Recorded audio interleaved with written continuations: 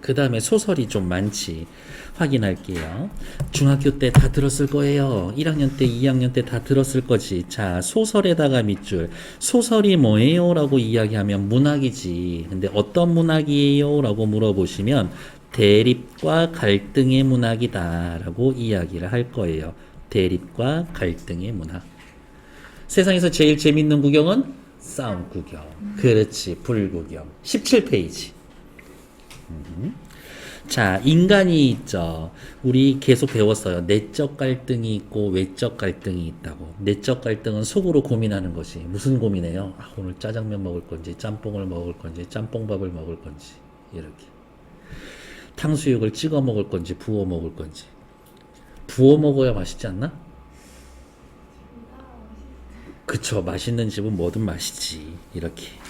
외적 갈등은요, 우리가 재밌어 하는 싸움 구경할 때의 그런 거지. 근데 그 싸움은 극히 일부분이에요. 우리가 이야기하는 싸움 구경은 요거밖에 안 돼. 인간을 다른 말로 개인이라는 말을 훨씬 더 많이 쓸 거고요. 개인.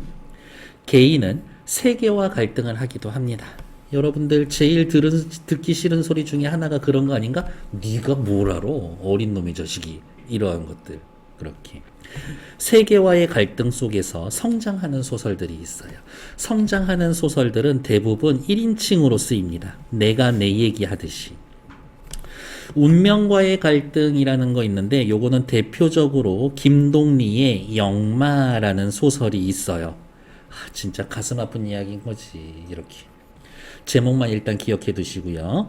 혈육 찾기, 어머니의 사랑에 대한 감동. 혈육 찾는 거는 아니지만 어머니의 사랑에 대한 감동은 제일 잘 드러나 있고 여러분들 교과서에서 반드시 보시게 될 엄마의 말뚝이라고 하는 박완서 누님의 언니의 소설이 있어요. 엄마의 말뚝이라고 하는 소설이 있을 겁니다.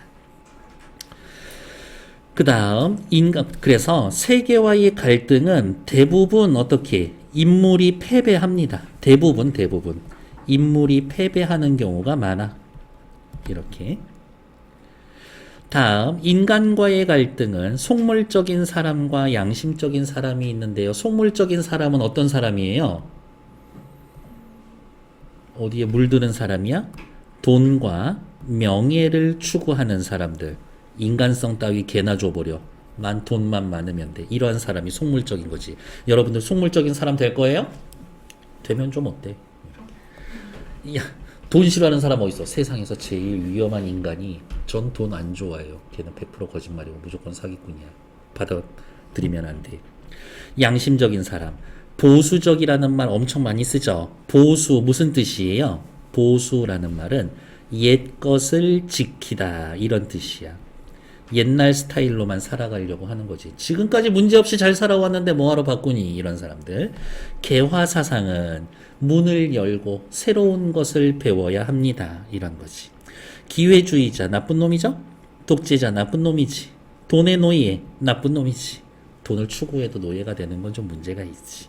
그래서 인간과 인간 간의 갈등이라고 하고요. 사회와의 갈등이 있대요. 이 사회와의 갈등도 역시 대부분 인물들이 패배합니다. 대부분 인물들이 패배합니다. 하지만 사회와의 갈등에서 패배할지라도 사회와의 갈등에 저항하고 니들 이 세상 잘못된 거거든? 이라면서 비판하는 사람들도 반드시 있다. 이야기. 일제시대의 사회와의 갈등, 이광수의 계몽이라는 게 있고요. 이광수는 우리나라 최초의 근대소설을 쓴 사람인데 결국엔 나라 팔아먹은 놈이기도 하지만 계몽이라는 것은 뜻은 그냥 어려운 세상이니까 배워야 우리가 잘 산다. 배워야 한다. 대표적인 소설로는 무정이라고 하는 소설이 있어요. 독립운동 할 거예요. 무력한 지식인들도 나올 거고요. 가난한 하층민들도 나올 거고 기회주의자들도 있을 거고요. 산업화 도시화되면서 돈이 중요한 시절이 있었던 거지. 이렇게 외놈들이 득식을 친인파들이 많은 세상에서 나는 어떻게 살아야 하나? 이런 사람들이 있을 거라고. 일제강점기를 주 무대로 하는 소설에서는 친일파 기회주의자들이 소설인 주인공인 소설들도 꽤 있어. 그래서 걔네들은 나올 때마다 확인하시면 되겠고요. 전쟁이 있죠. 전쟁 우리나라 한국 전쟁 이야기하는 거죠. 6.25 몇 년부터 몇 년까지 있었어요? 50에서 53년까지 있었던 게 6.25 전쟁이지. 요 정도는 좀 외워줘야지. 우리나라 독립은 몇 년도에 했니? 45년에 했었고 3.1운동은 19년 이런 거지. 나는 그렇게 외워놨는데 일어나서 나라를 구하자. 일어나서 나라를 구하자. 대한독립만세 3.1운동 이렇게 외워놓으면 되겠지. 전쟁은 비인간적이죠. 남한 북한 왜 싸웠어요? 쟤네들은 공산주의, 우리는 자본주의. 소련 애들하고 미국 애들 대리전 같은 거지. 일종의 그러한 이념의 대립은 무의미한 것이다. 실존, 인간의 존재란 무엇인가? 휴머니즘, 인본주의. 이념 같은 게 아니라 인간이라는 것 그 자체가 최고의 가치를 지니는 건데 왜 인간이 이념 뒤에 무너지게 되는 걸까? 전후 소설은 50년대 이후죠. 50에서 53년도에도 소설이 쓰여졌을까? 쓰여지지. 근데 주된 내용들은 뭐였냐면 우리나라 남한에서 같은 경우에는 빨갱이들 다 때려잡아 죽여야 돼. 북한 놈들 완전 저거 악마 같은 놈들이야. 이랬었는데 전쟁이 끝나고 나니까 지식인들이 가만히 생각해 보는데 꼭 이념 차이 때문에 싸웠었는데 그게 그 사람 자체가 나쁜 놈은 아니었었던 것 같아. 우리는 왜 이렇게 싸웠어야 하는 거지? 그런 생각을 한다고. 그게 전후 소설. 집과 고향, 직업, 가족을 잃고 방향 감각을 상실하고 가장 대표적인 소설은 이범선이라고 하는 아저씨의 오발탄이라고 하는 소설이 있어요. 얘네들은 꼭 제목은 기억해 두자. 독재 시절은요, 보통 60에서 70년대, 이렇게 이야기를 하고요. 80년대까지 가기도 합니다. 그래. 좋아. 전두환까지 있었으니까. 60에서 80년대, 이렇게 해 놓읍시다. 군부 독재자, 군인이면서 독재하는 애들. 민주적 가치를 지닌 사람들. 당연히 군부 독재자와 민주적 가치를 지닌 사람들끼리는 서로 싸우겠지? 그 옆에 저항하지 못하고 자조하는 지식인. 자조 무슨 뜻이에요? 스스로 웃는다. 스스로를 비웃는다. 난 들떨어졌어. 난 아무것도 못해. 이러한 사람들이 있을 거라고. 독재자가 나서서 막 독재 정치하고 있으면 여러분들 나서서 막 데모하고 그럴 거예요? 뭐 분위기 봐서 하는 거지 뭐. 그렇다고 적극적으로 나서지 못한다고 그런 게 꼭 잘못된 거는 아니라고 봐. 이렇게. 나 평소에 겁이 너무 많으면 어떡할 거야. 이런 것들. 일제시대에 적극적으로 나라 팔아먹을 거예요? 그럼 적극적으로 독립운동 할 거야? 윤봉길 선생님처럼 막 폭탄 던지고? 이렇게? 저라면 일제시대에 독립운동 했을 것 같아요. 근데 처음부터 하지는 않고, 예를 들어 가족이 당했거나 그러면 했었을 것 같아. 하지만 잡히면 다 불었을 것 같아. 저 아픈 거 너무 싫어하거든요. 서대문 형무소 가봤어요? 사람을 상자에 놓고 밖에서 못 지르는데? 이렇게 해놓고 손톱을 드는데? 그래서 나보고 너 똑똑한데 일 잘하는데 자리 좀 높여주고 그러면은 전 싫다고 할 거예요. 저 다 불 것 같습니다. 단순한 것만 시켜주세요. 난 그럴 것 같아. 이렇게. 하여튼 나쁜 놈들이라고. 진심으로 용서를 빌며 용서해줘. 근데 그전에는 됐어. 산업화 도시화. 아파트 재개발 문제가 있고요. 제일 대표적인 소설은 난쟁이가 쏘아 올린 작은 공이라고 해서 줄여서 난쏘공이라고 이야기를 하는데 이 소설도 반드시 보시게 될 거다. 군중 속의 외로움, 많은 사람들 속에 있고 하지만 그래서 더 외롭고 그런 거 느낄 때 있나? 그래요. 빈부격차 문제는 최근 2023년에도 빈부격차 심각하다라고 하지만 이 산업화 도시화도 60년대부터 그러한 이야기는 계속 있어 왔습니다. 전통문화는 소멸해 나가고 있고 전통문화를 과연 어떻게 해야 되지? 대표적인 소설로는 줄, 북, 이러한 소설들이 있어요. 이렇게 해서 확인하시면 됩니다. 밑에 나와 있는 상황을 빨리 파악하려면 어떻게 해야 합니까? 보기가 없거나 전혀 이해할 수 없는 시는 어떻게 해나요? 일단 패스. 그리고 우리가 지금까지 배웠던 식으로 정리를 해보자면 이 정도로 정리할 수가 있겠지. 뭐라고? 소설에 나타나는 갈등은 크게 두 가지. 내적 갈등과 또 뭐 있다고요? 외적 갈등이 있고, 외적 갈등은 다시 누구 대 누구, 개인 대 개인의 갈등, 개인 대 사회의 갈등, 개인 대 운명의 갈등, 이러한 정도만 확인해 놓으시면 되겠지. 얘네들은 단독으로 나오는 게 아니라 윗글 가와 같은 소설에 나타나 있는 설명으로 알맞은 것은 알맞지 않은 것은 1번 위 소설은 개인 대 개인의 갈등이 중심을 이루고 있다. 뭐 그런 식으로 보기가 나올 거니까 누가 누구랑 싸우는지는 확인해 보자 라는 것들. 다음 페이지 20쪽으로 넘어갈게요. 네, 여기에 있는 거 있죠. 숙제 드릴 거예요. 뭐 드릴 거냐면 18페이지부터 어디까지 있냐, 쭉쭉쭉쭉쭉쭉. 오, 많다. 24페이지까지 나와 있는 것들, 작품이 엄청 여러 개 있죠. 이거 읽고 이 작품의 주제는 뭘 것 같아요? 라고 생각나는 대로 써오시면 돼요. 대신 조건이 있어. 절대 뭐 찾아보면 안 돼. 그냥 요것만 읽고 이 소설의 주제는 뭘 것 같아요? 라고 한번 써보는 거야. 지금 교재에 있는 소설들 대부분 다 여러분들이 아는 소설이 별로 없을 거기 때문에 이 소년과 이 소녀가 어느 정도 감이 있는가 살펴보려고 하는 거니까 아시는 대로 생각나는 대로 쓰면 되겠고, 모르겠으면 모르겠어요 라고 물음표만 하나 해 놓으셔도 됩니다. 25페이지로 넘어갈게요.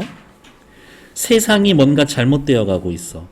그러한 세상에서의 여러분들은 어떻게 할 거예요? 크게 둘 중에 하나지. 맞서 싸우거나 굴복하거나 그런 식이겠지. 자, 확인할게요. 25페이지 현대소설에서의 나타나는 태도에 대한 맵입니다. 태도는 어디에서 오는 거예요? 자신을 둘러싸고 있는 상황. 소설식으로 이야기를 할까? 인물을 둘러싸고 있는 배경과 그 인물의 성격이 합쳐져서 태도가 드러나는 거겠지. 밑에 확인할게요. 세계의 질서, 세상은 그런 식으로 흘러가는 거야 라고 하면 순응 무슨 뜻이에요? 시키는 대로 그대로 따름. 그대로 따라가면은 순응하는 거고, 갈등하는 거면 그거에 맞서서 싸운다는 이야기인 거지. 이 더러운 세상 내가 한번 고쳐보겠어. 이러한 것들. 사회에 여러 가지 제도가 있을 수 있어요. 일제강점기에는 그 시대의 제도가 있을 거고, 전쟁 시절에는 전쟁 그 시절의 제도가 있을 거고, 군부 독재자가 있던 시절에도 그 시절의 제도가 있겠지. 그러한 제도에 맞서서 그것을 비판하고 그놈들하고 싸워보겠다, 대결하기도 하고요. 무기력하게 체념만 할 수도 있고요. 순응하면서 기회를 엿봐서 나만 잘 살면 되지 뭐, 이런 생각을 할 수도 있을 것이다. 요거 화살표가 조금 잘못됐는데, 사회 제도에 대해서 비판하면 대결할 수도 있고, 비판하고 났지만 무기력할 수도 있습니다. 이렇게. 그래서 일제강점기 같은 경우에 무기력한 지식인들이 있는데 밑에다가 이렇게 써놓을게요. 대표적인 인물이 누가 있냐라고 물어보면 이상이라고 하는 아저씨가 써놓은 날개라는 소설에 나라는 인물이 그렇습니다. 염상섭이라는 아저씨가 써놓은 만세전 3.1운동 일어나기 이전에 거기에 등장하는 나도 그렇습니다. 이렇게. 순응하는 기회주의적인 인물 같은 경우에는 또 예를 들면 최만식이라고 하는 분이 써놓은, 최만식이라고 아저씨가 써놓은 태평천하라는 소설이 있는데, 그 소설에 등장하는 윤직원 영감, 별명은 윤두꺼비 라고 이야기하는 윤직원 영감 같은 경우가 대표적인 기회주의적 인간이지. 일제강점기를 태평천하라고 생각하는 사람이 주인공이야. 이렇게. 그래서 요 정도 제목 정도는 좀 계속 기억해 두자. 외우고 있으라는 거 아니야. 내가 어느 날 문득 이 작품 나올 때마다 계속 이야기할 거지만 어머 한번 들어본 적이 있는 것 같아. 그 정도 느낌만 받아도 성공하는 거지. 밑으로 내려갈게요.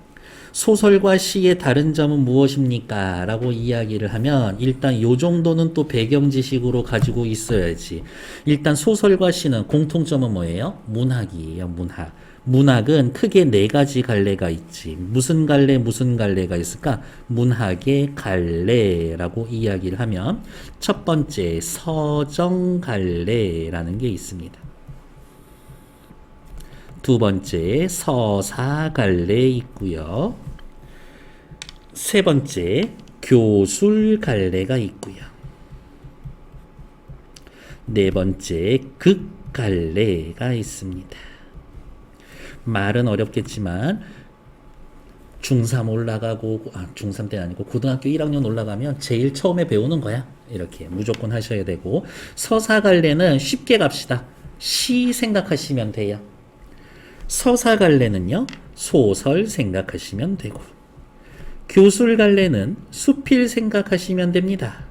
그러면 질문 극 갈래에는 뭐 있을까? 그렇지 연극의 대본인 희곡, 시나리오 요런 애들이 있을 겁니다. 괜찮나요? 선생님 서정시, 서정갈래 이런 말 엄청 나오는데 도대체 무슨 뜻이에요? 라고 물어보신다면 서정이라는 말은 풀어내다 정서를 느낌을 표현하면 서정갈래야. 서사갈래는 풀어냅니다. 무엇을 풀어낼까? 이야기, 사건을 풀어냅니다. 교술갈래에서의 교술은 가르칩니다. 서술을 통해서 말로 가르쳐 줍니다. 이 정도 확인하시면 될 것 같아요. 밑에 극갈래라고 나와 있죠? 극은 연극이지 연극. 이렇게 뭐 보여주기가 중심이 됩니다. 이거야. 그래서 시는 운율이 느껴지고요. 다양한 심상을 사용합니다. 소설은요. 아까 소설 했을 때 뭐 했었지? 무슨 문학이라고? 대립과 갈등의 문학입니다. 수필은 가장 개성적인 글인데요. 한마디면은 끝나. 수필은 신변잡기적이다. 신변잡기적이다. 무슨 뜻이에요? 자신의 주변에서 일어나는 잡다한 일을 기록해 놓습니다. 그래서 수필이에요. 그래서 다들 알고 계시잖아. 수필은 내가 쓴 글이죠. 소재의 제한이 없고 형식의 제한도 없지. 극갈래는 역시 소설과 마찬가지로 대립과 갈등이 중심이 되는데요. 이것을 어떻게 서술이 아니라 뭐라고? 보여주기지 보여주기. 보여주기로 대립과 갈등을 드러내는 것. 보여주기로. 그렇죠. 최근에 뭐 연극 본 적 있어요? 그래요. 한 번쯤은 가서 보시라. 라는 것들. 대학로 가면 엄청 많아. 다음 페이지 확인할게요. 26페이지 나와 있는 구조도 위쪽은 아까 위에서 방금 했었던 거죠. 자, 오늘의 목표는 일단 26, 27페이지 자세히 설명하는 게 목표기는 해요. 하나하나 용어 꼼꼼히 다 볼 겁니다. 자, 장담컨대 고3 졸업할 때까지 써먹을 수 있는 개념이야. 이렇게. 자, 26, 27페이지 시간 잠깐 드릴 테니까 구조도부터 천천히 지금 읽어주세요. 4분만 드릴게요. 이라는 말이 나와 있고요. 시점이라는 단어 뜻은 뭐예요? 보는 관점이라는 뜻이고 뭐를 봅니까? 사건을 보는 관점, 사건을 보는 위치에 따라서 특정한 세계가 있어. 이렇게 요즘 넷플릭스에서 하는 그 웬즈데이 보면은 그 학교가 있잖아. 그 학교 속의 세계에서 만약에 내가 웬즈데이라서 내가 내 얘기를 하면 작품 속에 웬즈데이라는 애가 있거든요. 웨드니스데이. 웬즈데이는 왜 이게 웬즈데이일까? 이게 도대체. 최근에 막 그 인터넷 인스타 짤 봤는데 우리는 바이킹에게 엄청 감사해야 되겠더라고. 영국을 완전 박살이 낼 때 걔네들 단어를 봤는데 단수 복수형이 너무 복잡한 거야. 이렇게 해서 그래서 바이킹들이 그랬더라고. 야 닥치고 단수에다 S 붙이면 복수야. 그래서 지금 이렇게 됐다고. 그래서 그 바이킹 수염난 아저씨들 나 엄청 사랑하기 주기로 했어요. 이렇게. 작품 속에 내가 내 얘기를 합니다. 나라는 사람이 있으면 1인칭, 나라는 사람이 없으면 3인칭. 나는 작품 안에 있고요. 내가 내 얘기를 하면 1인칭 주인공 시점. 고백적이고요. 서술자, 나와 인물들, 등장인물들, 다른 애들하고의 거리가 가깝지. 특정 인물, 나의 시각으로 사건이 서술이 될 겁니다. 라는 것들. 자, 그러면 갑자기 질문. 누구? 서술자와 독자 사이의 거리는 어떨까? 서술자와 독자 사이의 거리는 가까울까? 멀까? 소설 속에 내가 내 얘기를 독자한테 직접 하는 거잖아. 그러니까 가깝지. 가까워. 다음 1인칭 관찰자. 내가 주인공 다른 사람 이야기를 하는 거죠. 객관적이고 공정합니다. 서술자와 인물의 거리감이 조금 멀기는 하지. 됐을까요? 서술자 나와 인물 주인공. 3인칭 관찰자는 여기에서의 벌어지는 사건을 에헴 바깥에 있는 내가 이렇게 팔짱 끼고 바라봐 주겠다 이거죠. 보이는 대로만 표현해 줍니다. 객관적 3인칭 관찰자 시점.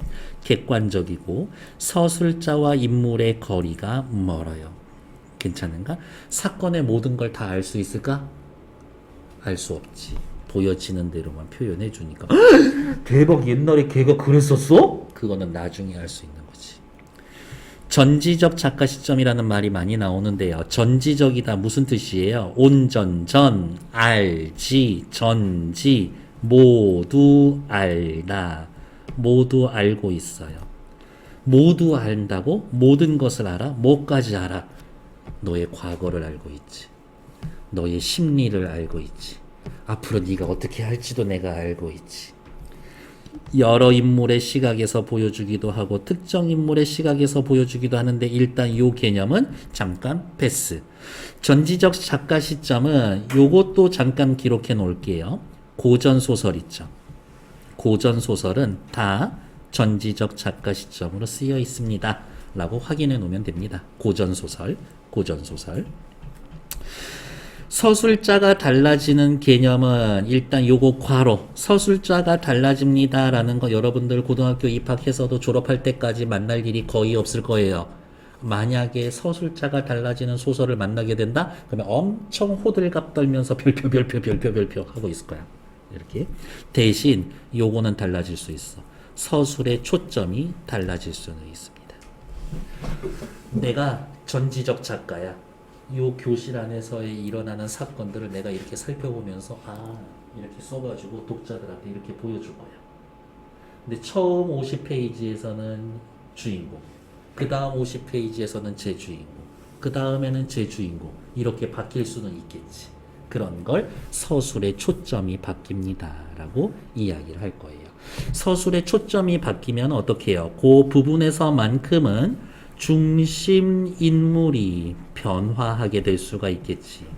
중심 인물이 변화할 수 있을 거예요. 그러한 개념으로 보시면 되겠고, 빈번한 무슨 뜻이에요? 빈번한 자주자주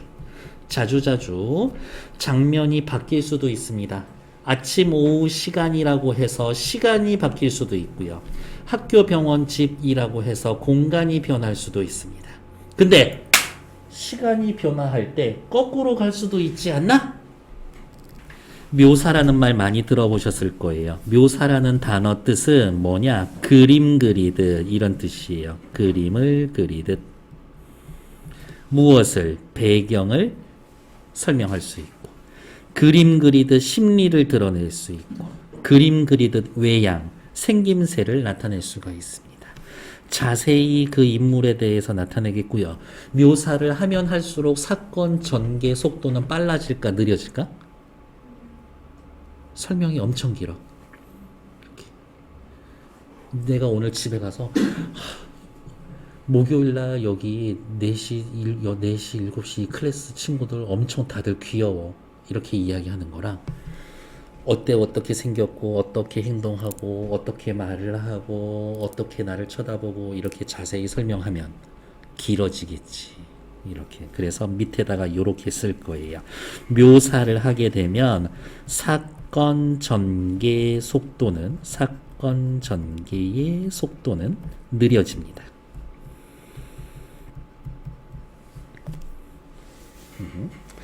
다음 우회적 돌려 말하기, 우의적 역시 돌려 말하기, 우화적 이솝 우화 전부 다 공통점이 뭐예요? 주인공이 사람이 아니야. 하지만 동물들이 하는 거를 보아서 사람들 이야기를 하는 거지. 여우와 황새 이야기를 하면서 진짜 여우와 황새 이야기 하는 게 아니라 지 생각만 하는 것들, 이런 사람들을 표현해주고 싶었던 거죠. 그래서 크게 이야기를 하면 셋 다 돌려 말하기고, 돌려 말하기 중에서 비유적으로 쓰면 우의적이고, 동물이 주인공이 되면은 우화적이다 라고 볼 거예요. 근데 실제 학교 현장에서는 우회적이다, 우의적이다를 그냥 거의 같은 뜻으로 씁니다. 돌려 말하기. 그리고 우화적은 동물이 주인공, 이렇게 하시면 되겠죠. 우리나라 소설 중에 동물이 주인공인 것들이 있나?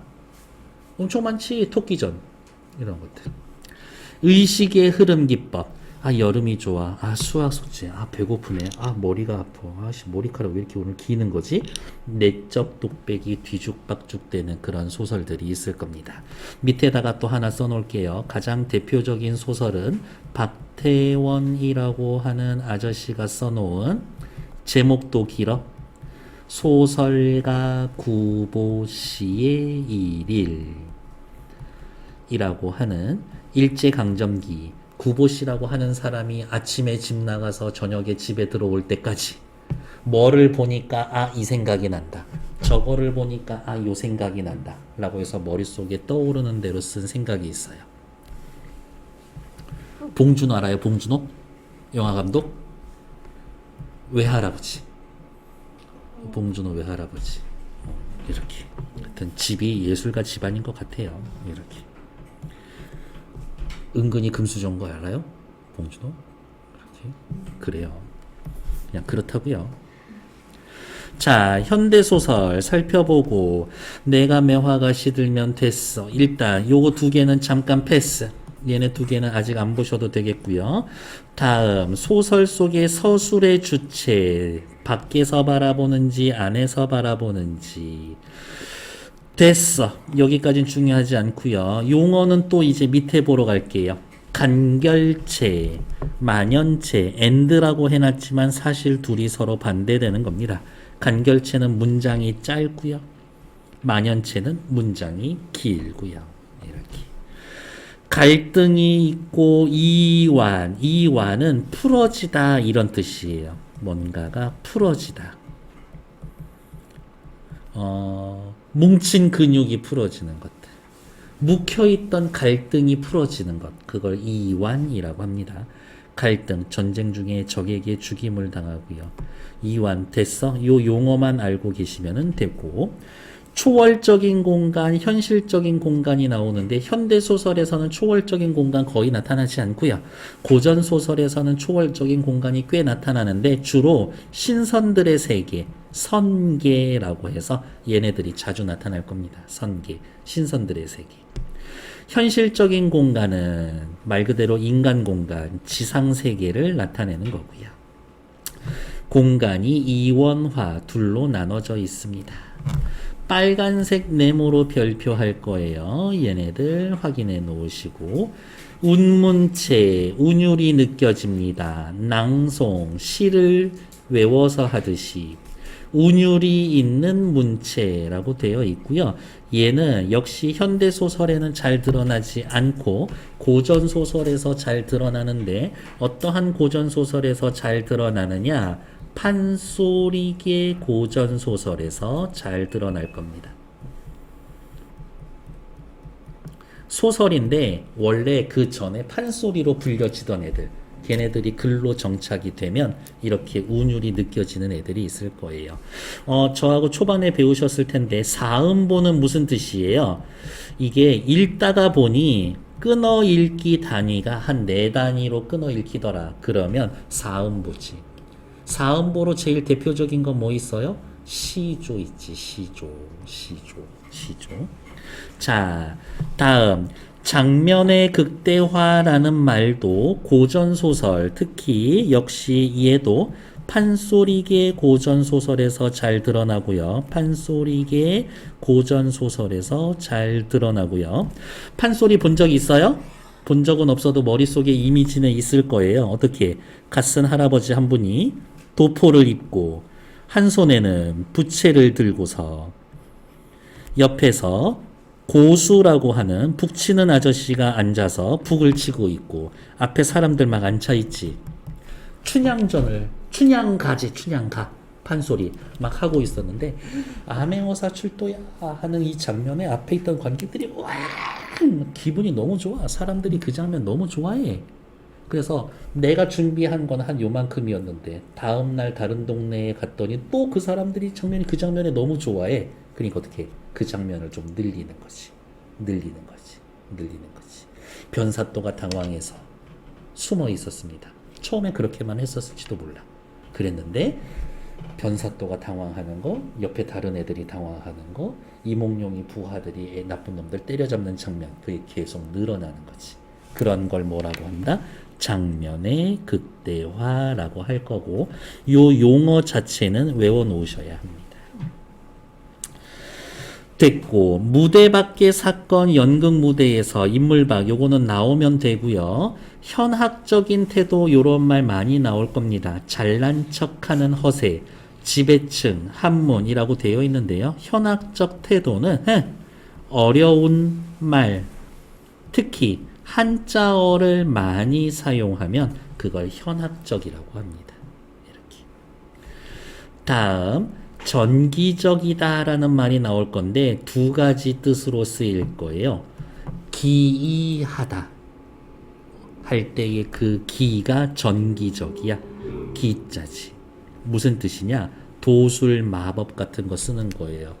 예를 들면 뭐 있을까? 길동이가 구름 타고 날아다닌다거나 분신술을 쓴다거나 전우치가 지가 그려놓은 그림 속으로 도망간다거나 이런 것들. 그것을 전기적. 그 다음 위인전 할 때 전기문 할 때의 그 기자는 기록하다 기자예요.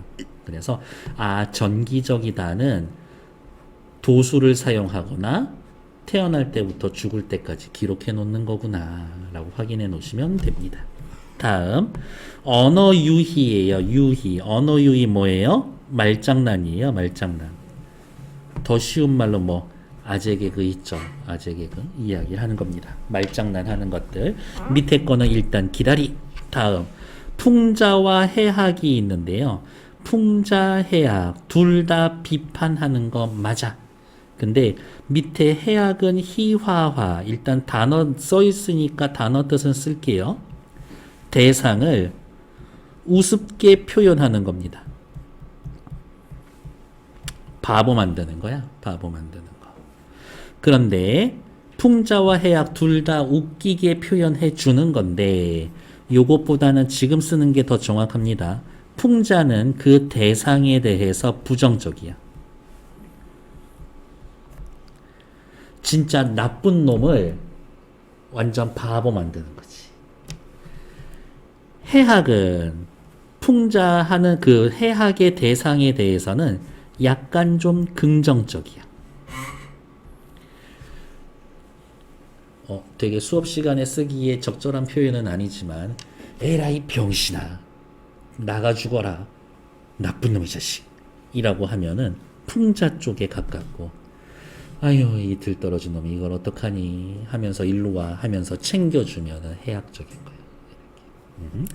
해학적인 거는 주로 많이 나타나고 고전 소설에서도 많이 나타나기도 하지만 특히 현대 소설에서는 김유정 작가의 소설에 많이 등장합니다. 본보, 동백꽃 이런 애들 이렇게.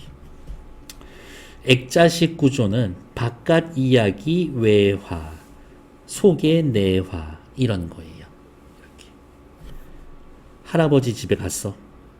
근데 처음 보는 막 훈장 같은 게 벽에 막 걸려 있는 거지. 할아버지 저거 뭐예요? 훈장이라는 거야. 왜 받으신 거예요? 할아버지가 6.25 전쟁 때 나가가지고 어쩌고 저쩌고 했었거든. 아 그래요? 조금 자세히 좀 얘기해 주시면 안 돼요? 그러지 뭐. 그때는 말이야 1951년 북한군이 엄청 쳐들어 내려오고 있었던 그때였지 하면서 이야기를 해주고 끝나고 나니까 우와 할아버지 짱이다 이야기 되어 있는 것. 그런 애들이 외화, 내화로 구성되어 있는 액자식 구성이라고 하죠. 외화, 내화 들어가면 어쩔 수 없이 내화는 옛날 이야기를 하게 되어 있어. 시간이 거꾸로 간다는 얘기죠. 시간이 차근차근 가면은 뭐라고 그래요? 순차적 구성이라고 이야기를 해요. 자, 그러면 밑에다가 또 쓸게요. 순차적 구성. 순행적 구성. 하지만 고등학교 올라가시면 추보식 구성 이 말을 훨씬 더 많이 쓸 거예요. 시간 순서대로 사건이 흘러가면 순차적 구성, 순행적 구성, 추보식 구성 이렇게 이야기할 거예요. 그러면 이거와는 반대대로 시간이 거꾸로 가면 무슨 구성일까나? 그렇죠. 역순행적 구성이라는 말을 쓸 거예요. 역순행적 구성이라는 말을 쓸 거예요. 괜찮을까? 용어는 추보식 구성이라는 말을 훨씬 더 자주 많이 쓰시게 될 거다. 됐고, 사건시와 서술시는 딱히 보실 것 없고요. 밑으로 또 내려오시면 자신의 이념과 배치되는 현실에 대해서 앞 페이지에서 있었던 거 있죠. 순응할지 비판할지 그런 것들 생각하시면 되고 옆에 나와 있는 입체적이냐 평면적이냐라는 것들은 인물에 대해서 이야기를 하는 거고 어디가 있을까? 얘는 요렇게 잘라야 되겠네. 요렇게 잘라서 앞부분에서는 사건 전개에 관련된 이야기인 거고 사건 전개에 관련된 얘기고 뒤에는 인물에 관련된 이야기인 겁니다. 인물에 관련된 이야기. 성격이 변하지 않으면 평면적인 인물, 성격이 변하면 입체적인 인물. 흥부는 평면적일까 입체적일까? 성격이 처음부터 끝까지 착한 애잖아요. 평면적이지. 놀부 마지막에 정신 차렸나? 정신 차렸으면 입체적이지. 정신 못 차렸으면 평면적이고. 너무 궁금하지 않니? 막 문 열어서 보고 싶어. 하지만 문 여는 순간 이미 지나가고 없죠. 이렇게. 늘 그래. 사건이 과거, 현재, 미래 차분차분 나가면은 순차적이고 여기에서는 입체적이라고 표현했지만 과거를 회상 우리 밑에다가 한 번만 더 쓸까요? 뭐라고? 바로 위에 쓰여져 있지만 역순행적 구성입니다. 역순행적 구성이에요. 라고 확인해 놓으면 되겠지. 문학은 개념어, 용어가 얼마나 정리되어 있는지 그거 싸움이다 라고 확인하시면 됩니다. 뒤에 나와 있어 볼 얘기가 오케이 없고 다시 26, 27페이지 필기하신 거 살펴보시는데 딱 2분 더 드릴 거예요. 시작! 자, 시작할게요.